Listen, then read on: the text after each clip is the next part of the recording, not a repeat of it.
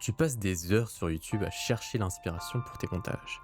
Mais à un moment, tu réalises que tu fais toujours la même chose. Tu t'inspires toujours des mêmes sources et tes montages n'ont aucune originalité. C'est justement là où en était Damien. En somme, c'est un bon monteur vidéo, mais ses montages manquent de quelque chose. Un samedi après-midi, alors que son frère en école d'histoire de l'art laisse traîner ses affaires, il tombe sur un de ses manuels qu'il commence à feuilleter et se pose, sans le vouloir, une seule question. Et si ces tableaux avaient quelque chose à m'apprendre? Parce qu'on nous rabâche toujours la même histoire, le montage, ça commence avec les frères Lumière à la fin du 19e siècle. Sauf que c'est faux. Et ces peintres, ces sculpteurs, ces inconnus morts depuis longtemps ont réussi à attirer et rassembler des admirateurs de toutes les époques, alors que les vidéos de Damien, elles, n'attirent pas le nombre de vues espéré.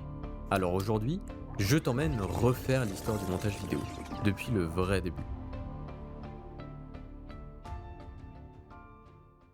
Il y a exactement 17 000 ans dans une grotte à Lascaux, nos ancêtres peignaient des animaux sur les parois, mais ils ne le faisaient pas au hasard. Les animaux sont groupés, certains regardent dans la même direction, et il y a un sens de déplacement, une dynamique qui se rapproche de ce qu'on peut appeler une séquence. Ensuite, si on avance dans le temps, on retrouve cette technique en Normandie avec la tapisserie de Bayeux. Elle raconte la conquête de l'Angleterre par Guillaume le Conquérant. On y découvre les aventures du roi Harold, son sacre, le débarquement des Normands ou encore la bataille d'Hastings. Si tu lisais ça dans ta timeline, tu reconnaîtrais immédiatement la structure. Exposition, tension, climax et conclusion. Tu vas me dire, ok, mais quel est le point commun entre ça et Lascaux? Eh bien, si tu l'as pas remarqué, ce sont tous les deux des storyboards. On ne pouvait pas figurer les éléments en action, alors on les regroupe par séquences afin de former une histoire. C'est une réponse profondément humaine au besoin de raconter, et chaque artiste sait quelle image mettre avant ou après une autre. Le concept de storyboard peut paraître récent, mais il se base essentiellement sur ce que l'on savait déjà faire auparavant, tout en continuant de servir la même raison, raconter une histoire.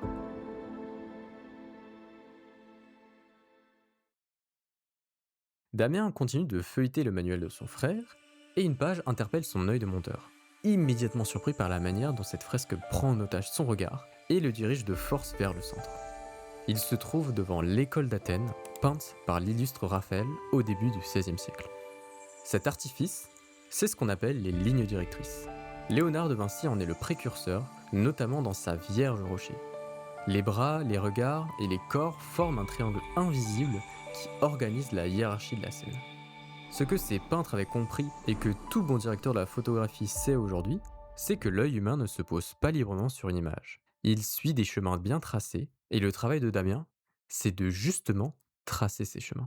Dans le cinéma, on appelle ça le raccord-regard. Un personnage regarde dans une direction hors du champ de la caméra, et le plan d'après nous montre ce qu'il regarde.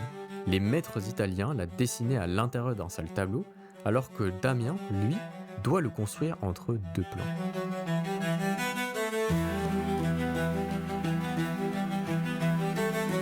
Dans le film Blade Runner de 1982, Ridley Scott fait un usage très particulier de la lumière. Dans les moments calmes, Rick Deckard, le personnage principal, baigne dans une lumière rassurante. Mais dans les séquences de poursuite, il n'est éclairé que par des faisceaux qui ne font que souligner sa silhouette.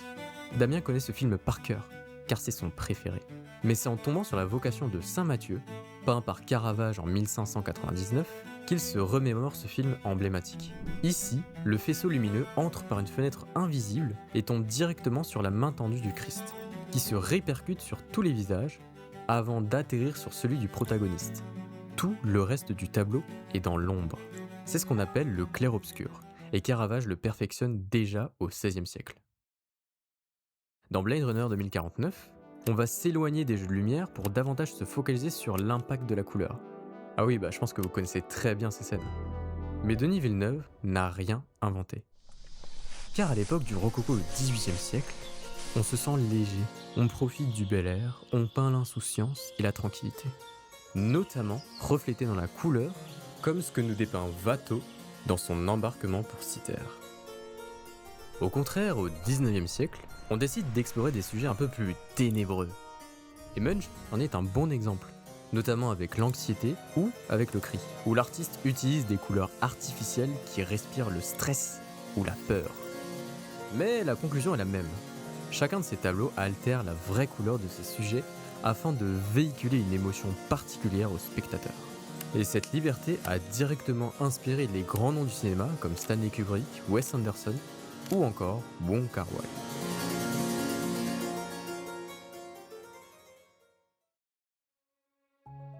Dans les années 1920 à Berlin, Anna Hosch, figure phare du mouvement Dada, réalise des collages avec des bouts d'images différentes les unes des autres.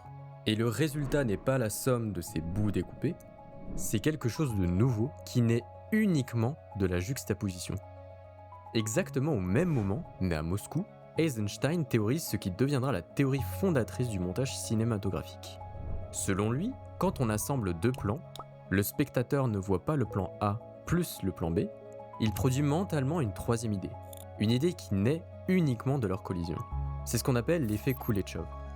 Un même visage neutre, montré après de la soupe, semble exprimer la faim.